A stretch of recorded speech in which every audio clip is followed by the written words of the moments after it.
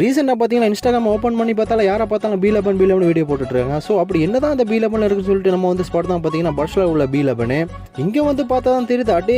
எங்கள் அப்பா எவ்வளோ வெரைட்டிஸான ஐஸ்கிரீமு, கேக்கு, குனோவா சாக்லேட்டு. சரி ஓகேன்னு சொல்லிட்டு ஏதாச்சும் ஆர்டர் பண்ணி பார்க்கலாம்னு சொல்லிட்டு மெனு கார்டை வாங்கி பார்த்தா அதில் ஒன்றுமே புரியல. என்னடா இது புதுசாக ஏதோ பேர் போட்டுருக்கான்னு சொல்லிட்டு சரி ஓகே ஏதாச்சும் ஒன்று ட்ரை பண்ணி போன்னு சொல்லிட்டு வந்து பார்த்தீங்கன்னா நம்ம ஆர்டர் பண்ண ஐட்டம் தான் பார்த்தீங்கன்னா அண்ட் மட்லிடாவும் கப்ஸா ஸ்மால் அண்ட் ரோஸ்பெரி ஐஸ்கிரீமு.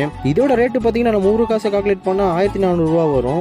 ஒரு வழியாக அந்த க்ரௌடுக்கு மத்தியில் அடிச்சு பிடிச்சி வாங்கிட்டு வந்துட்டோம். வாங்குற அவசரத்தில் ஆர்டர் பண்ண ஐஸ்கிரீம் மறந்துட்டோம். அப்புறம் போயிட்டு அண்ணா ஐஸ்கிரீம் கேட்டப்போ தான் அண்ணா வந்துட்டு கப்பில் ஐஸ்கிரீம் வச்சு அதுக்கு மேலே கோனை வச்சு கொடுத்தாப்புல. என்னடா இது புது வகையான ஐஸ்கிரீமாக இருக்குன்னு சொல்லிட்டு வாங்கிட்டு வந்தோம். சரி ஓகேன்னு சொல்லிட்டு இவ்வளோ ஹைப் இன்ஸ்டாகிராமில் கொடுக்குறாங்க. அப்படி என்னதான் இருக்குன்னு சொல்லிட்டு ஃபஸ்ட்டு நம்ம ட்ரை பண்ணுற ஐட்டம் தான் பார்த்தீங்கன்னா அண்ட் மட்லிடா. இதை ஓப்பன் பண்ணி அதுக்கு மேலே பார்த்தீங்கன்னா ஒரு நியூட்ரலா சிரப் ஒன்று கொடுத்தாங்க. அந்த சிரப்பை வந்து மேலே ஸ்பூன் எடுத்து சாப்பிட்டேன் பாருங்க. எங்கள் அப்பா வேற லெவலில் இருந்துச்சுங்க. செகண்டாக பார்த்தீங்கன்னா கப்ஸா எடுத்து சாப்பிட்டு பார்த்தோம். அதில் பார்த்தீங்கன்னா டாபிக்ஸும் நட்ஸும் காம்பினேஷன் அது எல்லாத்தையும் மிக்ஸ் பண்ணி சாப்பிடும்போது எங்கள் அப்பா அல்டிமேட்டாக இருந்துச்சுங்க. மறக்காமல் பி11 போனீங்கன்னா இதை சாப்பிட்டு ட்ரை பண்ணிட்டு கமெண்ட்டில் சொல்லுங்கள் எப்படி இருந்துச்சுன்னு சொல்லிட்டு.